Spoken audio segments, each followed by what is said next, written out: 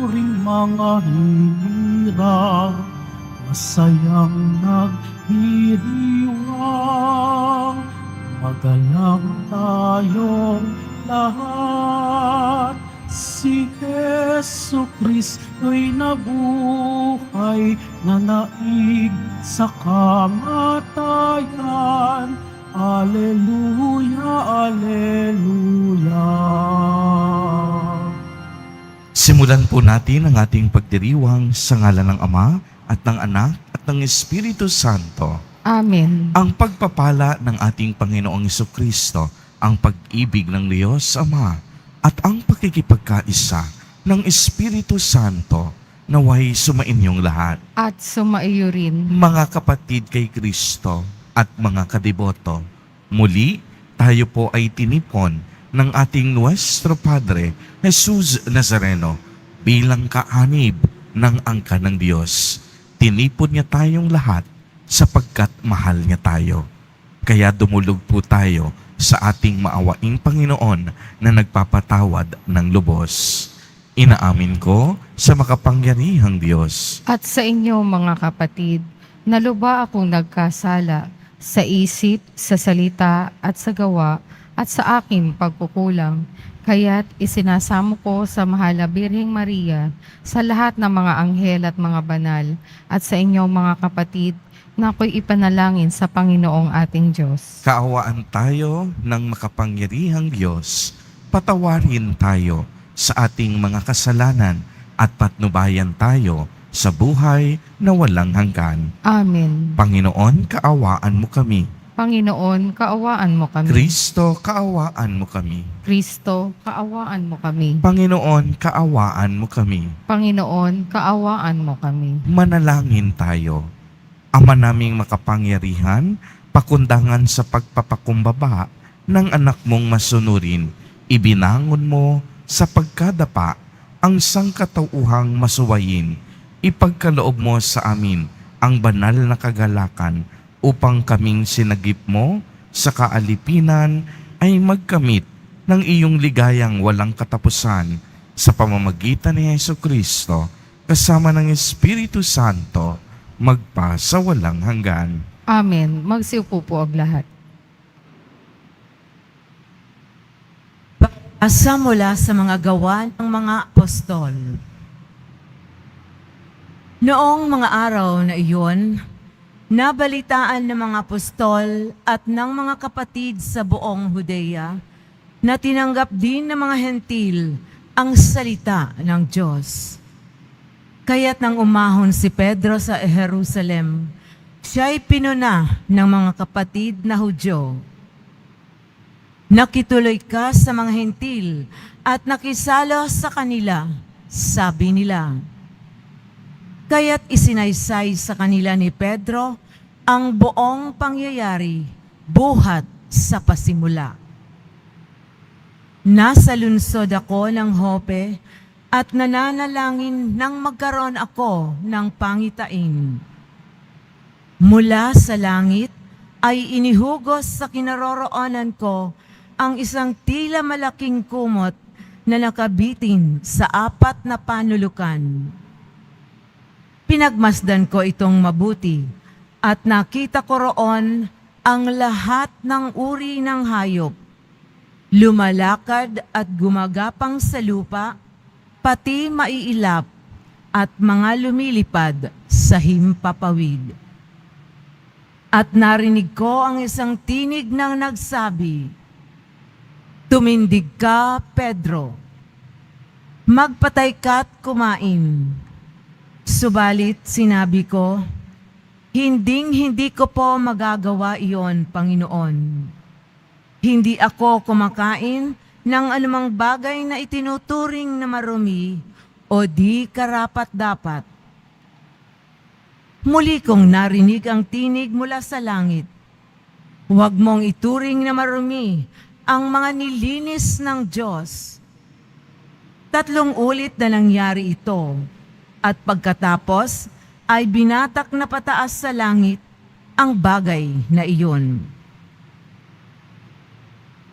Nang sandali ring iyon, dumating sa bahay na tinutuluyan ko ang 3 lalaking sinugo sa akin buhat sa Caesarea. Sinabi sa akin ng Espiritu na huwag akong mag-atubiling sumama sa kanila. Sumama rin sa akin ang 6 na kapatid na ito at pumasok kami sa bahay ni Cornelio. Isinalaysay niya sa amin na nakakita siya ng isang anghel na nakatayo sa loob ng kanyang bahay at sinabi sa kanya, "Magpasugo ka sa Jope at ipasundo mo si Simon na tinatawag ding Pedro. Sasabihin niya sa iyo ang tungkol sa ikaliligtas mo at sa iyong sambahayan." Nagsisimula pa lamang akong magsalita, ay bumaba na sa kanilang Espiritu Santo gaya ng pagkababa nito sa atin noong una.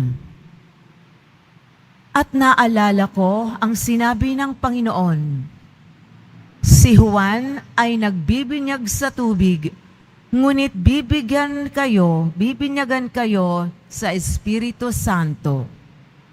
Kung binigyan sila ng Diyos ng kaloob na katulad ng ibinigay niya sa atin nang manalig tayo sa Panginoon, sino akong hahadlang sa Diyos?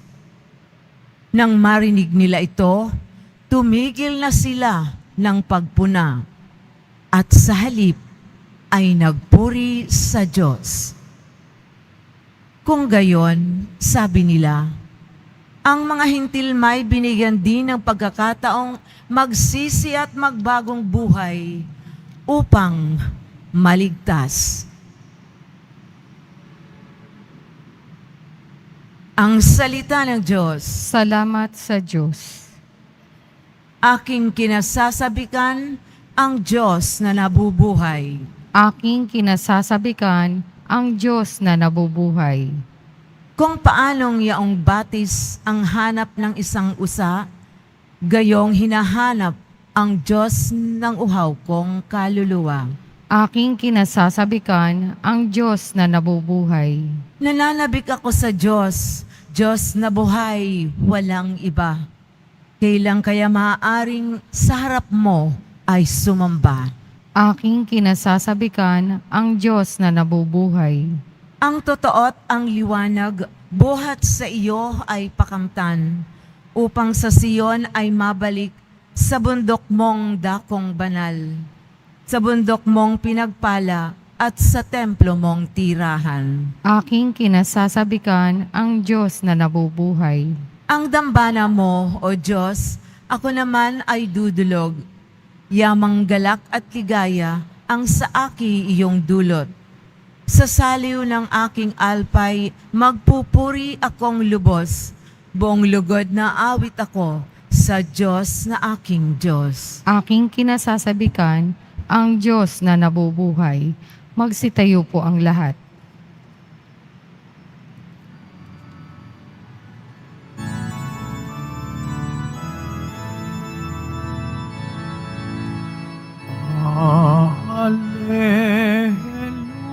Hallelujah, hallelujah,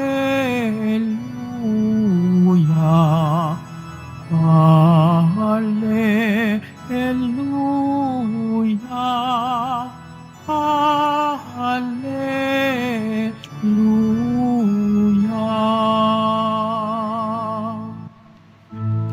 Ako'y pastol na butihin, kilala kong tupang akin, ako'y kilala nila rin.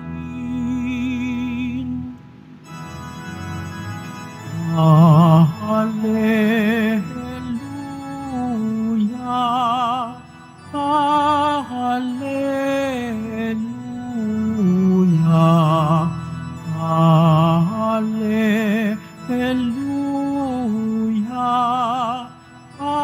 hallelujah.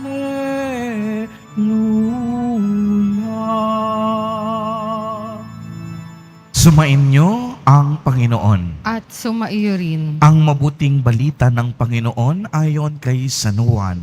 Papuri sa iyo, Panginoon. Noong panahong iyon, sinabi ni Jesus, "Tandaan ninyo ito, ang pumasok sa kulungan ng mga tupa nang hindi sa pinto nagdaraan, kundi umaakyat sa di dapat nagdaraan ay magnanakaw at tulisan. Ngunit ang nagdaraan sa pintuan ay siyang pastol ng mga tupa. Pinapapasok siya ng bantay pinto at pinakikinggan ng mga tupa ang kaniyang tinig. Tinatawag niya ang kaniyang mga tupa sa kani-kanilang pangalan at inilalabas sa kulungan. Kapag nailabas na, siya'y nangunguna sa kanila at sumusunod naman ang mga tupa pagkat nakikilala nila ang kaniyang tinig. Hindi sila sumusunod sa iba, bagkus pangay patakbong lumalayo sapagkat hindi nila nakikilala ang kaniyang tinig." Sinabi ni Jesus ang talinagang ito, ngunit hindi nila naunawaan ang ibig niyang sabihin. Kaya't muling sinabi ni Jesus, "Tandaan ninyo, ako ang pintuang dinaraanan ng mga tupa. Ang mga nauna sa akin ay magnanakaw at mga tulisan, ngunit hindi sila pinakinggan ng mga tupa. Ako ang pintuan, ang sinumang pumapasok sa pamamagitan ko'y maliligtas. Papasok siya't lalabas at makakatagpo ng pastulan. Kaya lamang pumupunta rito ang magnanakaw ay upang magnakaw, pumatay at magwasak. Naparito ako upang ang mga tupay magkaroon ng buhay, isang buhay na ganap at kasiyasiya." Ang mabuting balita ng Panginoon. Pinupuri ka namin, Panginoong Yesukristo. Magsiupo po ang lahat. Magandang umaga po sa inyong lahat, mga kapatid kay Kristo. Sa lahat po ng ating mga taga-subaybay sa iba't ibang online platforms at sa lahat ng ating mga kadiboto sa iba't ibang panig ng Pilipinas at maging sa buong mundo kung saan tayo ay naaabot ngayon ng ating live streaming. Mapayapang umaga din po sa inyong lahat. Purihin at dakilain natin ang ating Panginoon, ang mahal na poong Jesus Nazareno. Mga kapatid kay Kristo at mga kadiboto, malugod po namin kayong tinatanggap sa Basilica Menor at Pambansang Dambana ni Jesus Nazareno. Patuloy po ang ating pagninilay kay Jesus Nazareno bilang mabuting pastol. Kahapon po sa aking homily ay naibahagi ko bilang mabuting pastol. Sa Jesus Nazareno, alam niya ang lahat sa atin. Alam ni Jesus Nazareno ang lahat ng ating kalakasan, ang lahat ng ating kahinaan, ang lahat ng ating kasalanan, maging ang ating pinakakatagong lihim.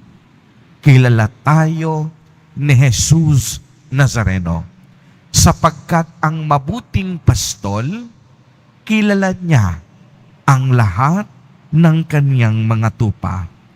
Alam ni Jesus ang lahat tungkol sa atin. Kaya nga ang lagi niyang panawagan ay ang pagbabalik loob. Patuloy tayong hinahanap ni Jesus Nazareno upang tayong lahat makabalik sa tunay nating tahanan at yan ay ang langit. Kaya nga may espesyal at personal tayong relasyon sa ating Panginoon. Ang personal na relasyon ang dahilan kung bakit naiiba ang ating pananampalataya. Naiiba ang Kristyanismo sa ibang relihiyon. Ang relihiyon ay tungkol po sa pagtatangka ng tao na hanapin ang Diyos. At ang relasyon na ito sa ating pakikipag-ugnayan sa Diyos ay lalong nag-aapoy kung ano na ang nagawa ng Diyos para mahanap ang tao. At tunay nga pong sa bawat araw, hinahanap ni Jesus Nazareno ang bawat tupang naliligaw. Sa bawat araw, nais tayong matagpuan ni Jesus Nazareno upang makapamuhay sa kaniyang presensya at sa kaniyang kabanalan. At tayo pong sumasampalataya sa Diyos, natagpuan natin si Jesus Nazareno bilang ating Panginoon at mabuting pastol. Alam po ninyo, tayong lahat na naririto ngayon at sa ating mga online viewers, nahanap tayo ni Jesus Nazareno. Nahanap niya tayo sa ating pagkaligaw. Nahanap tayo ni Jesus Nazareno sa gitna ng ating kasalanan at tayong lahat ay kanyang pinatawad at kinahabagan. Natagpuan tayo ni Jesus Nazareno sa mga oras na tayo'y pagod na at nais sumuko sa buhay. Natagpuan tayo ni Jesus Nazareno at pinagiginhawa niya ang ating kaluluwa. Binigyan niya tayo ng bagong buhay. Tinatawag niya tayo sa ating pangalan at tayo ay nagkakaroon ng lakas upang magsisi at magbalik loob. At ngayon, tayo ay buong pusong naniniwala at nagtitiwala sa kaniyang kabutihan. Siya ay tunay na mabuti at ang kabutihan ng Diyos hindi kailanman mauubos. Ito ay patuloy na mag-uumapaw at patuloy na ipadadaloy sa ating buhay. At sa totoo lamang, tanging Diyos lamang ang tunay at totoong mabuti, sapagkat ang lahat na mayroon tayo sa ngayon, yan dahilan sa kaniyang kabutihan. Ito ay dahil sa biyaya, awa at pagmamahal ng Diyos, at ang kabutihan niya kahit kailan hindi kayang mapantayan ng kahit sinumang tao. At ang kaniyang kabutihan laging naririto, laging naririyan, laging nasa tabi natin. At ang kabutihan ng Diyos, lagi nating tatandaan, kailanman hindi naghahanap ng anumang kapalit o sukli.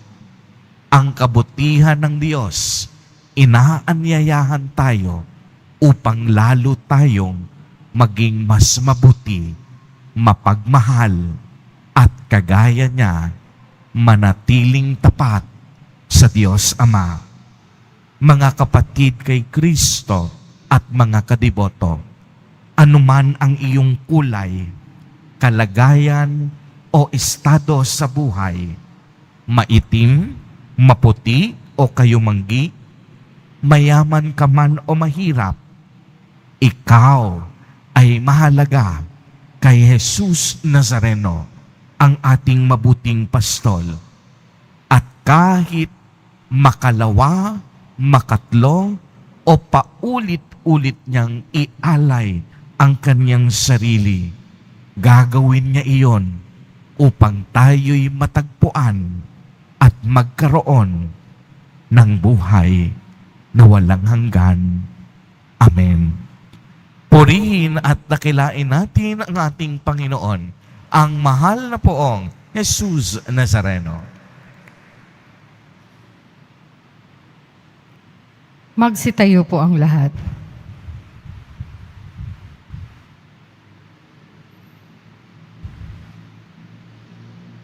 Minamahal kong mga kapatid, ang Panginoon ang mabuting pastol, ang nakakakilala sa mga kabilang sa kaniyang kawan, sa kani-kanilang pangalan.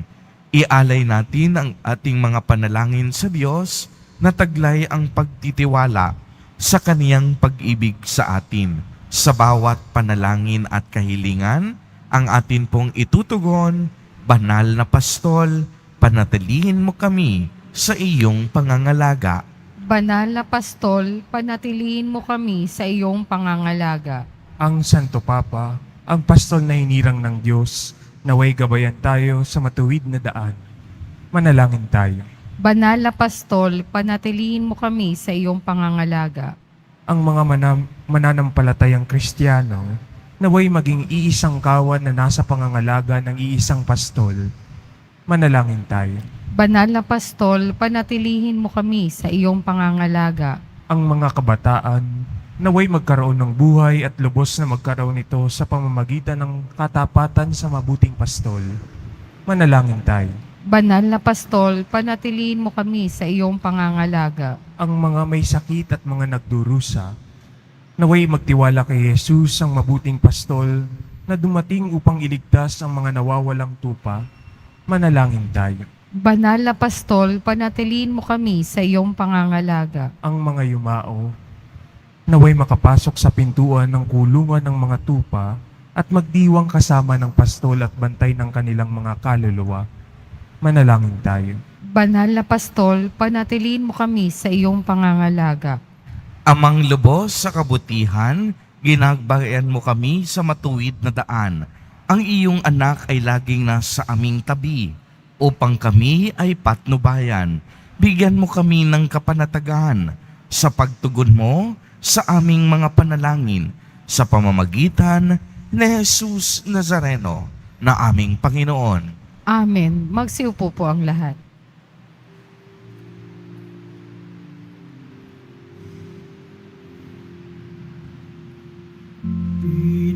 Pinupuri kita, Poon, sapagkat ako'y iniligtas. Mga kaaway di makuhang matuwa mula sa libingan. Tanggapin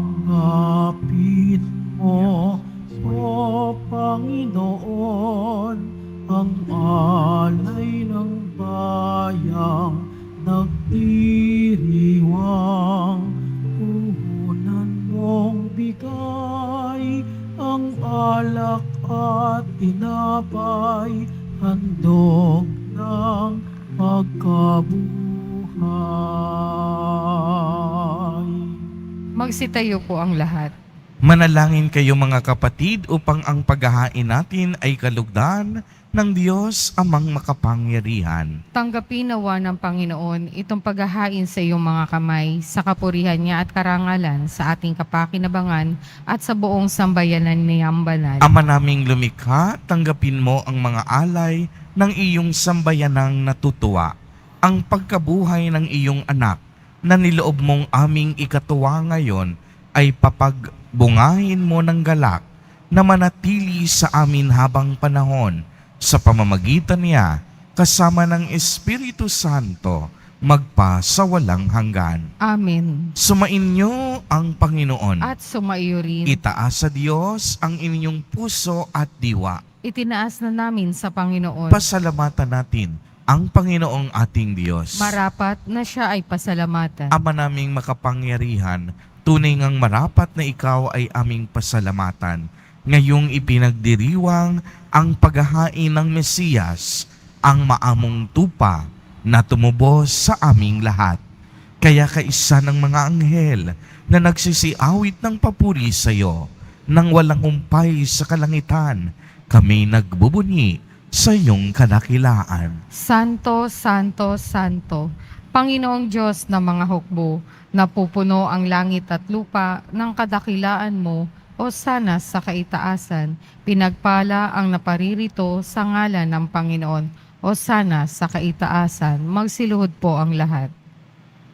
Ama naming banal, ikaw ang bukal ng tanang kabanalan, kaya't sa pamamagitan ng iyong Espiritu ay gawin mo pong banal ang mga kaloob na ito upang para sa amin ay maging katawan at dugo ng aming Panginoong Jesucristo.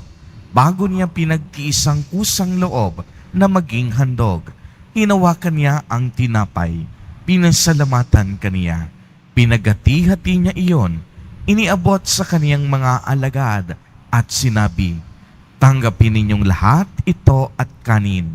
Ito ang aking katawan na ihahandog para sa inyo."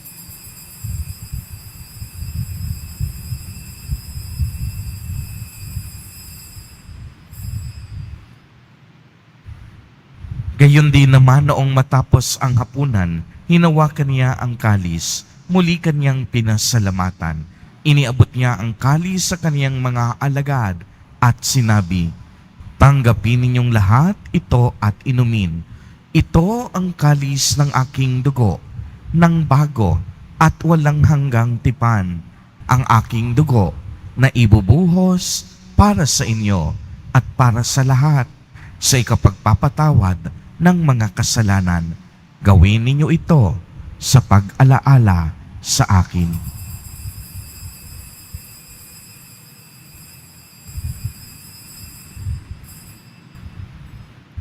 Ang misteryo ng pananampalataya. Si Kristo'y namatay, si Kristo'y nabuhay, si Kristo'y babalik sa wakas ng panahon. Ama, ginagawa po namin ngayon ang pag-alaala sa pagkamatay at muling pagkabuhay ng iyong anak. Kaya't iniaalay namin sa iyo ang tinapay na nagbibigay buhay at ang kalis na nagkakaloob ng kaligtasan. Kami po'y nagpapasalamat dahil kami iyong minarapat na tumayo sa harap mo para maglingkod sa iyo. Isinasamo namin na kaming magsasalo-salo sa katawan at dugo ni Kristo ay mabuklod sa pagkakaisa sa pamamagitan ng Espiritu Santo. Ama, lingapin mo po ang iyong simbahang laganap sa buong daigdig. Puspusin mo kami sa pag-ibig kaisa ni Francisco na aming Santo Papa at ni Jose na aming Obispo at ng Tanang Kaparian. Alalahanin mo rin ang mga kapatid naming nahimlay nang may pag-asang sila'y muling mabubuhay. Gayon din ang lahat ng mga pumanaw. Kaawaan mo po sila at patuloyin sa iyong kaliwanagan. Kaawaan mo at pagindapatin kaming lahat na makasalo sa iyong buhay na walang wakas, kaisa ng mahal na Birheng Maria na Ina ng Diyos, ng kabiyak ng puso niyang si San Jose, kaisa ng mga apostol ni San Juan Bautista, San Lorenzo Ruiz de Manila, at San Pedro Calungsod, at ng lahat ng mga banal na namuhay dito sa daigdig ng kalugod-lugod sa iyo. Maipagdiwang nawa namin ang pagpupuri sa ikararangal mo sa pamamagitan ng iyong anak na aming Panginoong Hesukristo. Sa pamamagitan ni Kristo, kasama niya at sa Kanya, ang lahat ng parangal at papuri ay sa iyo, Diyos amang makapangyarihan, kasama ng Espiritu Santo, magpa sa walang hanggan. Amen. Sa tagubilin ng mga nakagagaling na utos at turo ni Jesus na Panginoon natin at Diyos, ipahayag po natin ng lakas loob. Ama namin, sumasalangit ka. Sambahin ang ngalan mo, mapasa amin ang kaharian mo, sundin ang loob mo dito sa lupa para nang sa langit.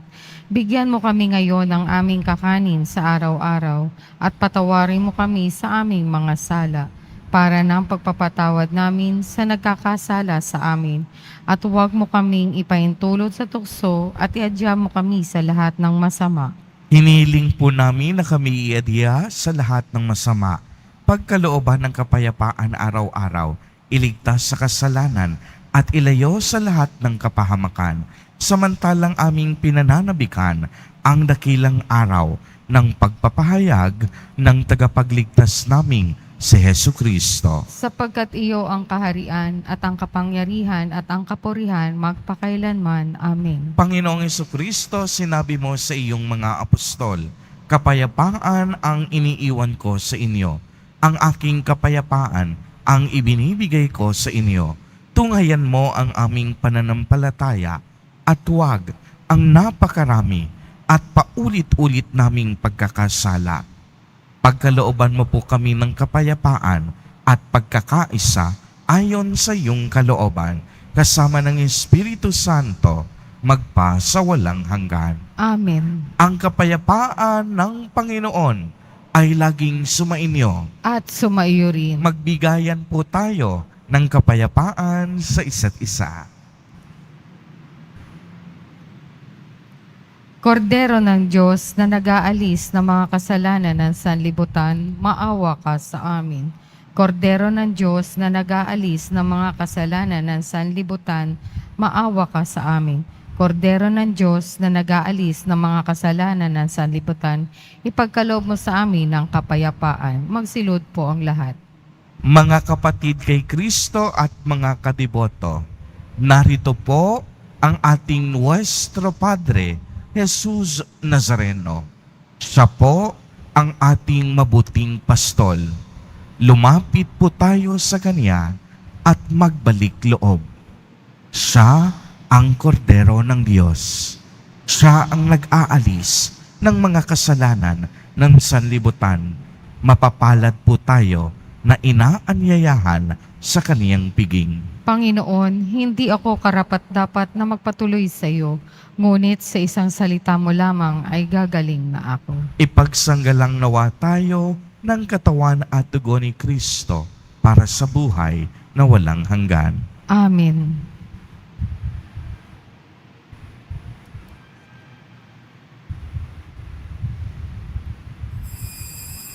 Para sa lahat ng tatanggap ng banal na komunyon, sasagot po tayo ng amen pagkasabi ng pari o lay minister ng katawan ni Kristo at isubo agad sa bibig bago umalis sa harapan ng pari o lay minister. Sumunod po tayo.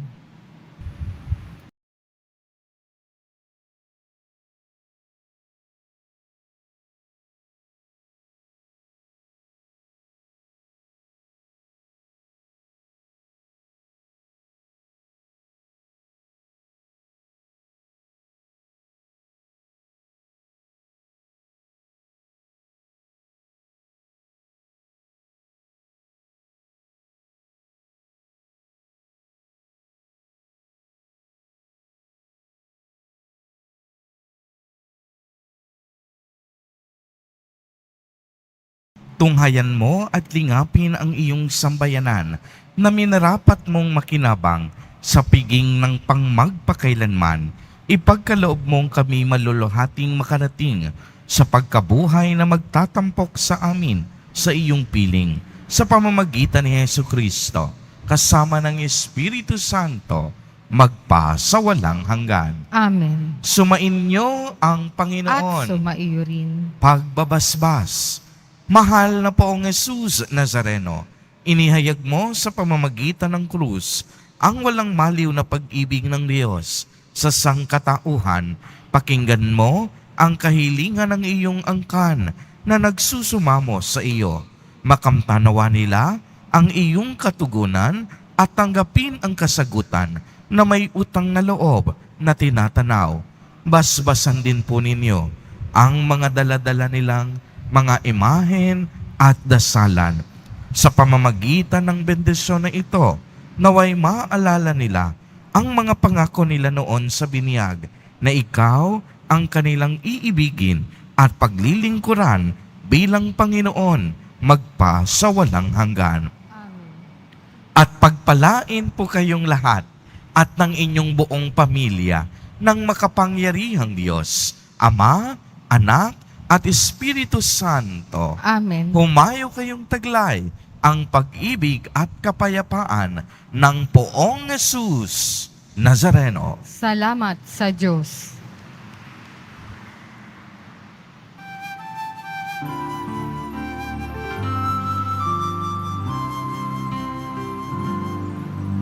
Padre Jesus Nazareno, sinasamba ka namin. Pinipinto ka namin. Aral mo ang aming buhay at kaligtasan. Sa Padre Jesus Nazareno, iligtas mo kami sa kasalanan. Ang krus mong pinamatayan ay sagisang ng kaligtasan. Nuestro Padre Jesus Nazareno, dinarangal ka namin.